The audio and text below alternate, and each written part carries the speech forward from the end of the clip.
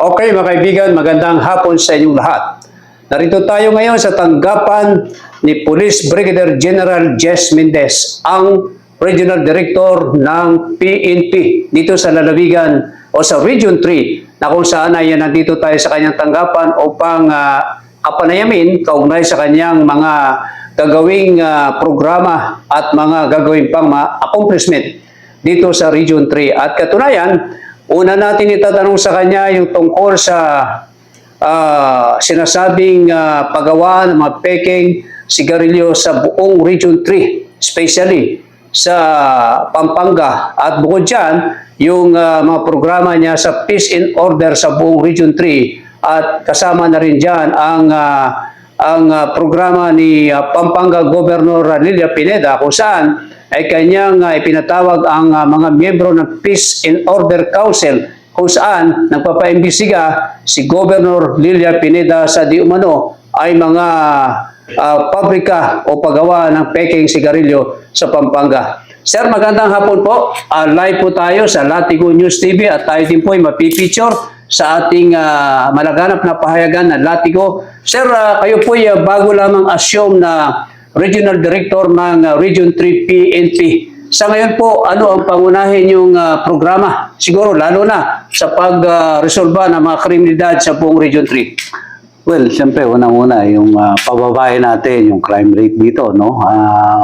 Manageable naman, pero pinapaigting natin yung mga police effort natin. Unang-una, pinareview ko yung deployment ng mga police natin at we will sit down para ma-pinpoint natin, magkaroon tayo ng strategic deployment ng mga pulis natin. Yes, sir. Kasi meron naman tayong crime clock, meron tayong crime map. So, pinag-review ko kung anong dapat na mga lugar na dapat nakadeploy yung mga tao natin. No? Una-una, siyempre, sa mga place of convergence, yung mga lugar na maraming tao.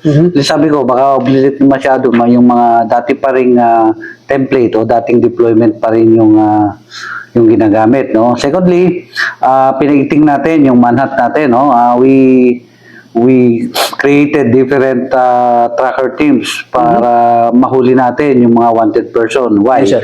Kasi pag yung mga yan, criminal na yan, o may mga wanted person na yan, ay nandiyan pa rin. So, most likely sila pa rin yung gumagawa ng krimen. So, pag nahuli sila, unti-unti nating nababawasan yung mga gumagawa. Yun ang hindi maganda sa ating komunidad, no? Pero siyempre, hindi naman to magiging hindi naman to magiging matagumpay kung hindi makikipagkaisa yung ating community. So we need the support of the community. Kung may kilala sila o may nakita silang krimen o kilala silang wanted person, ay pagbigay o gumagawa ng hindi illegal na bagay, pagbigay alam sa atin. It should always be, they should always complement each other, the policemen and the community. Yan dapat nagtutulungan. Coordination, ang tama. Nabanggit nyo din kanina yung about sa crackdown sa illegal cigarettes, no? Yes, sir.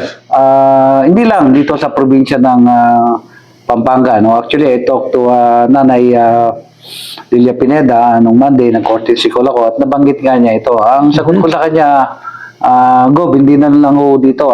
Rest assured that the whole Region 3 ay papaigtingin ko ang paghuhuli sa mga peking sigarilyo na yan, and even yung mga nagmamanufacture. Actually, before I assume here, meron ng mga nahuli mga factory or imbakan, no? What I did is, pinatawag ko yung mga provincial director. Yes, sir. Then I called the attention also of the chief of police for them to inspect yung mga warehouses sa respective BOR nila. In that way, let's check naman, may visitorial power naman ang PNP in coordination minsan sa PFP or doon sa business and licensing permit office ng mga munisipyo. Yes, sir. So, pag-ugnayan sila doon, then para ma-inspect nila yung mga warehouses yan. Kasi dyan naman tinatago no? Yes, sir. Actually, we're about to finish all the warehouses, the whole Region 3, the whole Central Zone, no? Pero hindi dyan natatapos yan. Siyempre, babantayan pa rin. Yun. So, sir, alam naman natin na suportado mo ang paglansag sa mga illegal na paggawa ng sigarilyo sa buong Region 3. nabanggit niyo po si Governor Lilia Pineda, yung kanya pong pakiusap sa PNP, kailangan ba talagang imbestigahan, inspeksyonin ang mga pagawaan ng peking sigarilyo sa Pampanga, sir? Yun naman ang unang sinabi laki ni Nanay Gob nung pumunta ako, yun nga raw utos niya at nagagalit siya kasi nahiya na rin siya, dami na huli. We assure her naman na the whole PNP is doing its best, doing the same para mahuli natin itong mga gumagawa o nagtitinda ng illegal na seryo. Okay. Sir, huli na lang po. Meron po ba kayong panawagan sa mga gumagawa ng mga illegal sa buong Region 3, lalong-lalo na yung mga gumagawa ng krimen at yung mga taong nasa likod ng pabrika ng peking sigarilyo? Sa inyong pagkakataon. Thank you for the opportunity. No? Yan naman ang trabaho ng kapulisan. No? Huliin yung mga gumagawa ng di maayos, yung mga gumagawa ng krimen o illegal na bagay.